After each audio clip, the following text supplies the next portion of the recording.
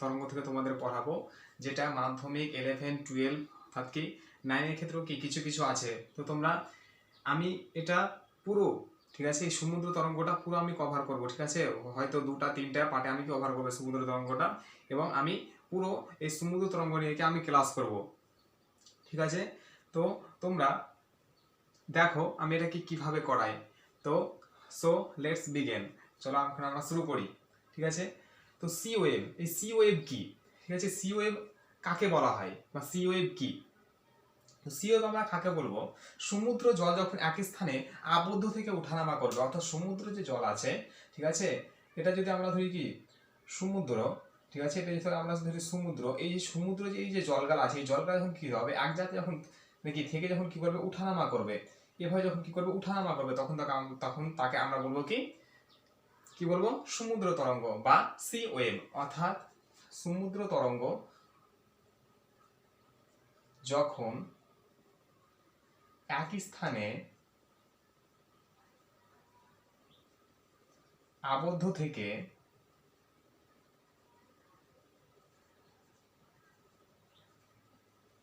ওঠানামা করে,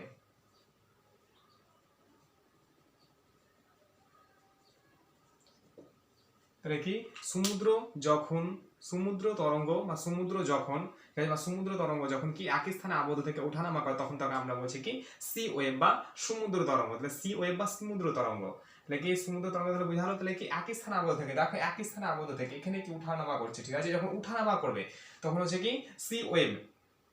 আর একটা হচ্ছে সি কারেন্ট। তোমরা যদি সি ওয়েভ মানে কি পড়তে হতো, মানে কি সি কারেন্টটা মানে কি জানা জরুরি। অর্থাৎ কি সি কারেন্ট বলতে এখানে বলছে কি সমুদ্র স্রোত।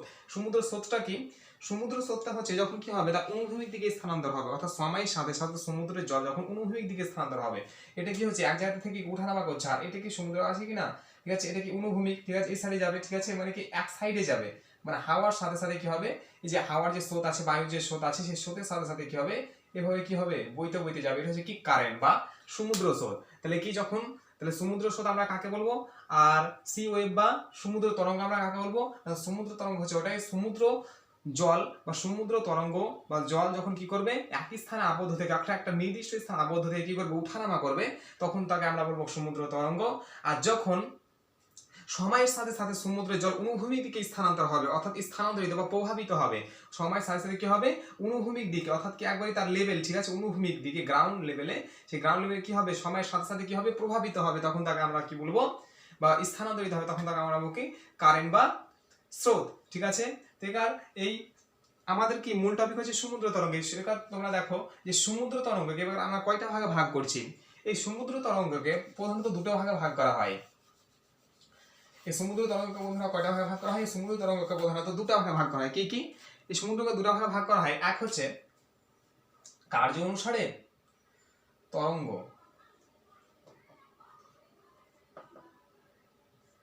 একটা কার্য অনুসারে, ঠিক আছে, আর একটা কি একটা কার্য অনুসারে ভাগ করা হয়, একটা অভিমুখ অনুসারে ভাগ করা হয়,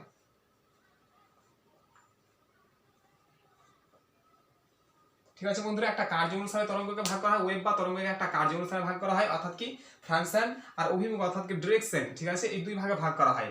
এই কার্য অনুসারে অর্থাৎ কি এই ফাংশন অনুসারে আবার কি একে দুই ভাগে ভাগ করা হয়েছে। কি কি এক হচ্ছে ডিস্ট্রাকটিভ অর্থাৎ কি গঠনকারী তরঙ্গ,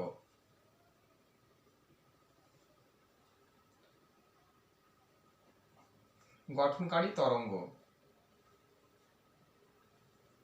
কনস্ট্রাকটিভ অর্থাৎ গঠনকারী তরঙ্গ, এবং হচ্ছে বিনাশকারী তরঙ্গ। দুই নাম্বার হচ্ছে কি বিনাশকারী তরঙ্গ, বিনাশকারী তরঙ্গ বা ডিস্ট্রাকটিভ। তাহলে কি গঠনকারী তরঙ্গ বা কনস্ট্রাকটিভ, আর বিনাশকারী তরঙ্গ বা ডিস্ট্রাকটিভ। তাহলে কি কার্য অনুসারে অর্থাৎ ফাংশন অনুসারে হচ্ছে according to function, according to function অনুসারে কি আমরা একে দুই ভাগে ভাগ করলাম। কি কি এক হচ্ছে কি ডিস্ট্রাকটিভ, এক হচ্ছে ডিস্ট্রাকটিভ এবং দুই হচ্ছে কি কনস্ট্রাকটিভ, ঠিক আছে। তাহলে ডিস্ট্রাকটিভ অর্থাৎ গঠনকারী তরঙ্গ এবং কি বিনাশকারী তরঙ্গ। আর এই অভিমুখ অনুসারে কি আমরা আবার দুই ভাগে ভাগ করি। কি কি অভিমুখ অনুসারে আবার দুই ভাগে ভাগ করি, এক হচ্ছে কি সোয়াস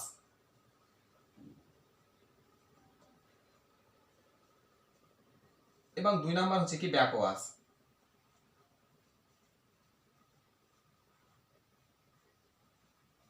তাহলে সোয়াস এবং ব্যাকওয়াস, তাহলে কি তরঙ্গকে আমরা কি বা সি ওয়েভকে আমরা কয় ভাগে ভাগ করলাম, দুই ভাগে ভাগ করলাম। এখন হচ্ছে কি ফাংশন অনুসারে অর্থাৎ অ্যাকর্ডিং টু ফাংশন এবং অ্যাকর্ডিং টু ডিরেকশন, এই যে কার্য আছে সেই কার্য অনুসারে আবারকে দুই ভাগে ভাগ করা হয়েছে, অর্থাৎ একটা হচ্ছে কনস্ট্রাকশন এবং হচ্ছে কি ডিস্ট্রাকশন, অর্থাৎ কনস্ট্রাকশন থেকে কার্যকারী অর্থাৎ গঠনকারী তরঙ্গ এবং হচ্ছে বিনাশকারী তরঙ্গ, এবং অভিমুখ অনুসারে অর্থাৎ ডিরেকশন অনুসারে দুই ভাগে ভাগ করা হলো, এক হচ্ছে সোয়াস এবং হচ্ছে ব্যাকওয়াস।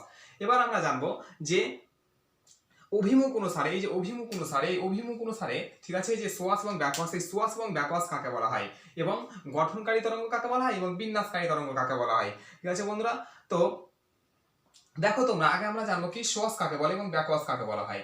সোয়াস কাকে বলা হয় এবং ব্যাকওয়াস কাকে বলা হয়, যে সমুদ্র জলরাশি যখন ঠিক আছে, সমুদ্রে যে তরঙ্গকাল আছে সেই সমুদ্র তরঙ্গ বা সমুদ্র জলরাশি যখন কি হবে সমুদ্র উপকূলে দিয়ে কি হবে, উপকূলের দিকে যখন এগোবে তখন তাকে আমরা কি বলবো, তরঙ্গ সমুদ্র থেকে মানে এই যে এখানে তোমরা ছবিটা দেখো, লক্ষ্য করেছো ঠিক আছে, এই যে তরঙ্গ এগুলো হচ্ছে কি তরঙ্গ, এগুলো হচ্ছে তরঙ্গ কি হচ্ছে সমুদ্র থেকে এসে অগভীর উপকূল পেরিয়ে, এই অগভীর উপকূল পেরিয়ে যখন কি করবে এই সৈকতের উপর কি হবে, এটা হচ্ছে সৈকত, এসে সৈকত বা উপকূল এসে কি আছড়ে পড়বে, তখন আমরা কি বলবো তাকে সোয়াস বলবো।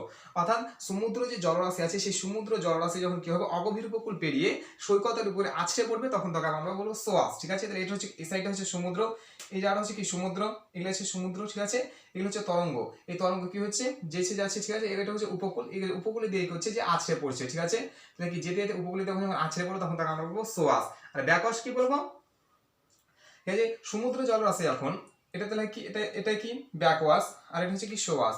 এই দেখো সোয়াস কি হচ্ছে, এই দেখো এটা হচ্ছে কি সমুদ্র, এই সাইড হচ্ছে উপকূল, তাহলে এই যে দেখো সমুদ্র যে জলরাশি কি হচ্ছে উপকূলে দেখো দেখি যাচ্ছে। ঠিক আছে, তাহলে এটাকে আমরা বলবো সোয়াস, এটা সোয়াস।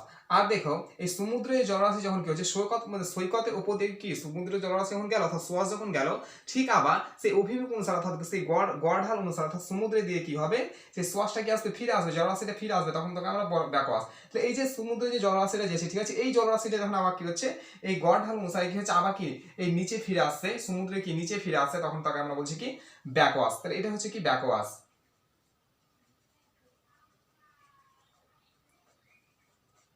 দেখো বন্ধুরা তোমরা খুব বেশি কি এটা সহজ। ঠিক আছে, তাহলে সহজটা আমরা কাকে বলবো না তো কি সমুদ্র জলরাশি বা সমুদ্র তরঙ্গ এসে ঠিক আছে, সমুদ্র তরঙ্গ থেকে এসে কি হবে অগভীর উপকূল পেরিয়ে সৈকতের উপর আছড়ে পড়লে তাকে বলা হয় কি সোয়াস, এবং সোয়াস হচ্ছে কি সৈকতের উপর দিয়ে উঠে আসার পর ভূমির ঢাল অনুসারে সমুদ্রে ফিরে যায়, একে আমরা বলবো কি ব্যাকওয়াস। ঠিক আছে, তাহলে কি তাহলে সোয়াস আর ব্যাকওয়াস দেখো তোমরা ছবি দেখে উত্তর দিতে পারবে। ঠিক আছে, তাহলে এই যে কি এটা হচ্ছে সমুদ্র তরঙ্গ, এই সমুদ্র তরঙ্গ কি হচ্ছে উপকূল পেরিয়ে যাচ্ছে, কি হচ্ছে তাহলে কি সমুদ্র তরঙ্গ কি হচ্ছে উপকূল পেরিয়ে অগভীর উপকূল পেরিয়ে এবারে সৈকতের উপর আছড়ে পড়লে, এই সৈকতের উপর যদি আছড়ে পড়ে তখন তার সোয়াস, এবং এই সৈকতের উপর থেকে কি হচ্ছে এই সোয়াস যখন কি হচ্ছে সমুদ্রে আবার কি ফিরে আসছে তখন আমাকে বলছে কি ব্যাকওয়াস। ঠিক আছে বন্ধুরা, বুঝতে পারলে তাহলে সোয়াস এবং ব্যাকওয়াস কাকে বলা হয়। এবার আমরা জানবো যে গঠনকারী তরঙ্গ কাকে বলে এবং বিন্যাসকারী তরঙ্গ কাকে বলা হয়। অর্থাৎ গঠন অর্থাৎ কি যেটা সঞ্চয় হয়, এবং বিন্যাস অর্থাৎ যেটা কি ক্ষয় হয়, অর্থাৎ ইরোশন, যেটা কি একটা হচ্ছে ডিপোজিশন একটা হচ্ছে ইরোশন। ঠিক আছে, তাহলে গঠনকারী আমরা তরঙ্গ কাকে বলো, যে তরঙ্গের দ্বারা গঠন কাজ চলে। ঠিক আছে, যে তরঙ্গের দ্বারা গঠন হয় অর্থাৎ যে তরঙ্গের দ্বারা সঞ্চয় হয় তাকে আমরা বলবো গঠনকারী তরঙ্গ, এবং যে তরঙ্গের দ্বারা বিন্যাস হয় তাকে আমরা কি বলবো বিন্যাসকারী তরঙ্গ, অর্থাৎ ক্ষয় হয়। তাহলে যে তরঙ্গের দ্বারা কি হবে ক্ষয় হবে অর্থাৎ ডিপোজিশন হবে, অর্থাৎ কি হবে যে তরঙ্গের দ্বারা ডিপোজিশন হবে অর্থাৎ কি হবে সঞ্চয় হবে, তখন আমরা বলবো গঠনকারী তরঙ্গ। আর যে তরঙ্গের দ্বারা কি হবে ক্ষয় হবে অর্থাৎ ইরোশন হবে, তখন তাকে আমরা বলবো বিন্যাসকারী তরঙ্গ। তাহলে কি এটা বুঝতে পারলে, একটা হচ্ছে গঠনকারী তরঙ্গ হচ্ছে বিন্যাসকারী তরঙ্গ। এবার আমরা জানবো ঠিক আছে, তাহলে আমরা কি এটা তাহলে কি আমরা তাহলে বুঝতে পেরেছি সবাই। ঠিক আছে, এবার আমরা যাবো তরঙ্গ, এই তরঙ্গ মানে কি কিছু মানে কি প্রকৃতি মানে তার কিছু বৈশিষ্ট্য আছে, সেই বৈশিষ্ট্যগুলো আমরা কিছু জানবো আগে, এটা আমরা বুঝতে পারলাম।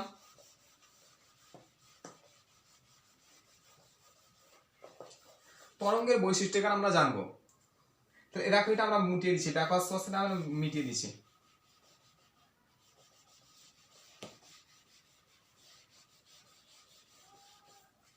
ঠিক আছে, তরঙ্গকে তাহলে আমরা দুই ভাগে ভাগ করলাম। ঠিক আছে, তাহলে আমরা প্রথম জানলাম কি, প্রথম জানলাম যে সি ওয়েভ কি বা যে কি সমুদ্র তরঙ্গ কাকে বলা হয়, তারপর আমরা জানলাম যে কারেন্ট অর্থাৎ কি সমুদ্র স্রোত কাকে বলা হয়, এই দুটো আমরা জানলাম, এবং জানলাম যে সমুদ্র তরঙ্গ বা সি ওয়েভকে কয়টি ভাগে ভাগ করা হয়, দুটি ভাগে ভাগ করা হয়েছে, এক হচ্ছে কার্য অনুসারে, দুই হচ্ছে কি গঠন অনুসারে। ঠিক আছে, অর্থাৎ একটা হচ্ছে কার্য অনুসারে এবং হচ্ছে অভিমুখ অনুসারে। এই কার্য অনুসারে আমরা কয়টা ভাগ করলাম, দুটি ভাগ করলাম, এক হচ্ছে কি গঠনকারী তরঙ্গ এবং হচ্ছে বিন্যাসকারী তরঙ্গ, এবং যে অভিমুখ অনুসারে আমরা দুই ভাগ করলাম কি কি, এক হচ্ছে সোয়াস এবং হচ্ছে কি ব্যাকওয়াস।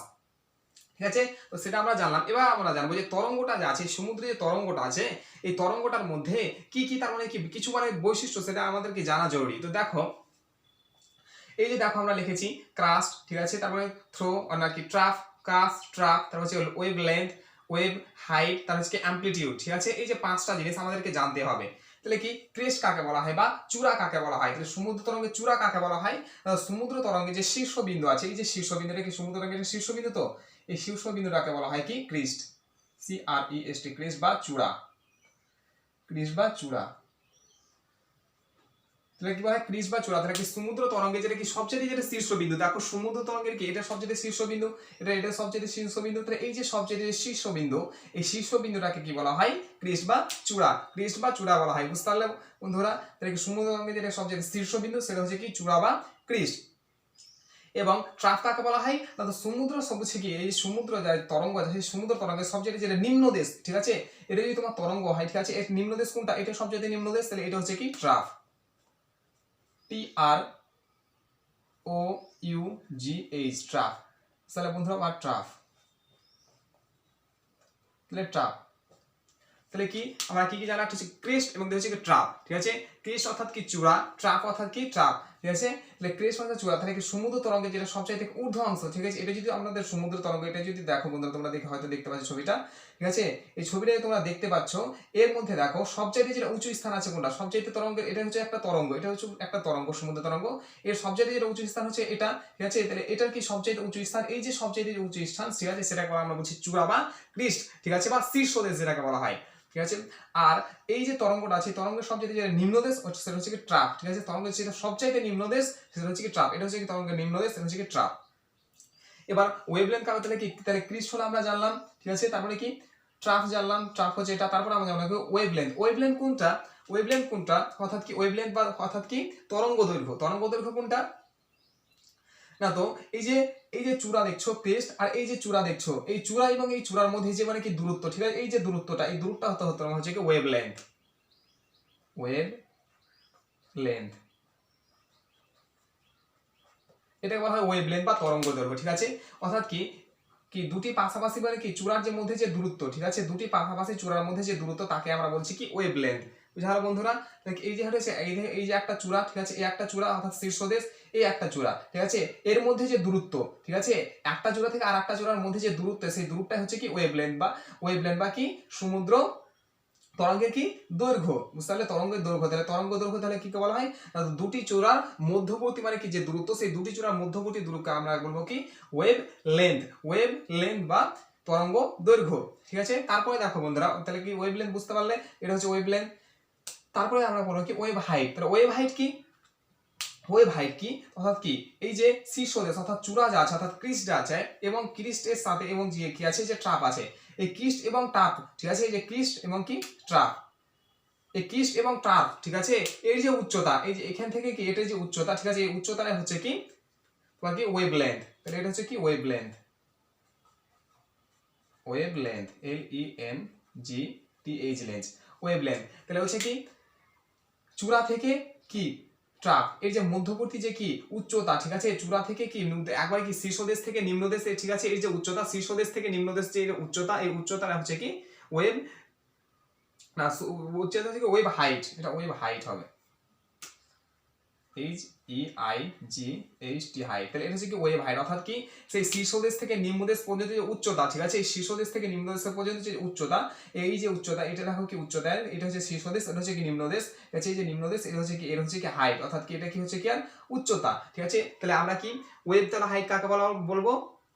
না, তো কোন মানে কি তরঙ্গ দৈর্ঘ্যের বা কোন তরঙ্গের শীর্ষদেশ এবং কি নিম্নদেশ, শীর্ষদেশ এবং নিম্নদেশের মধ্যে যে উচ্চতা, সেই উচ্চতাটা হচ্ছে কি আমরা বলছি কি ওয়েভ হাইট বা তরঙ্গ উচ্চতা। ঠিক আছে, তাহলে তরঙ্গ উচ্চতা বন্ধুরা বুঝা হলো। তাহলে এটা যদি কি এখান থেকে তরঙ্গ উচ্চতা, এটা এখান থেকে তরঙ্গ উচ্চতা। এবার কি অ্যামপ্লিটিউড কাকে বলা হয়? অ্যামপ্লিটিউড, তাহলে এই যে দেখো এখানে আমরা টেনেছি, এটা হচ্ছে গড় জলতল, অর্থাৎ কি হচ্ছে এখান থেকে জল আছে উপর উঠছে নিচে উঠছে, ঠিক আছে, এই গড় জলতল, এই গড় জলতল যে আছে সেই গড় জল থেকে এবং কি আর এই ক্রিস্ট থেকে এই যে মানে কি উচ্চতাটা আছে, এই ক্রিস্ট এবং গড় জলতল, এই ক্রিস্ট এবং গড় জলতলের মধ্যে যে উচ্চতাটা আছে সেই উচ্চতাটাকে আমরা বলছি কি অ্যামপ্লিটিউড, এল আই টিউড অ্যামপ্লিটিউড।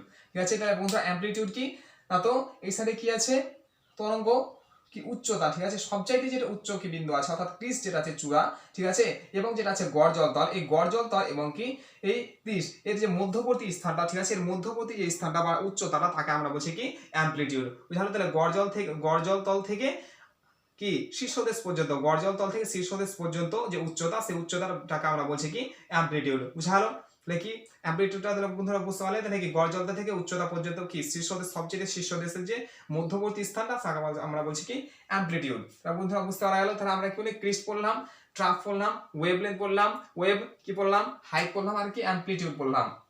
তাহলে ক্রিস্ট কাকে বললাম আমরা না, তো কি তরঙ্গের সবচেয়ে যেটা কি শীর্ষবিন্দু তাকে আমরা বলছি ক্রিস্ট, আর তরঙ্গের সবচেয়ে যেটা নিম্ন বিন্দু তাকে আমরা বলছি ট্রাফ, আর ওয়েভলেন্থ কাকে বলছি, দুটি কি শীর্ষবিন্দুর মধ্যবর্তী যে অংশটা অর্থাৎ কি যে মানে কি দূরত্বটা তাকে আমরা বলছি কি ওয়েভলেন্থ। আর ওয়েভ হাইট কাকে বলছি, অর্থাৎ ক্রিস থেকে কি ট্রাফের মধ্যে যে কি যে দূরত্ব অর্থাৎ হাইট, সেই হাইটটা হচ্ছে কি এই যে হাইট, এই হাইটটা হচ্ছে কি আমরা কি বলছি ওয়েভ হাইট। আর আমি অ্যামপ্লিটিউড কি কাকে বলছি না, তো এই যে গড় জল থেকে, ঠিক আছে, এই ক্রিস পর্যন্ত, গড় জল থেকে ক্রিস পর্যন্ত এই যে দূরত্ব, এই যে উচ্চতা, এই উচ্চতাটাকে আমরা বলছি এই যে উচ্চতা, ঠিক আছে, এই যে ক্রিস থেকে কি এই যে গড় জল এই যে উচ্চতা, এই উচ্চতা আমরা বলছি অ্যামপ্লিটিউড।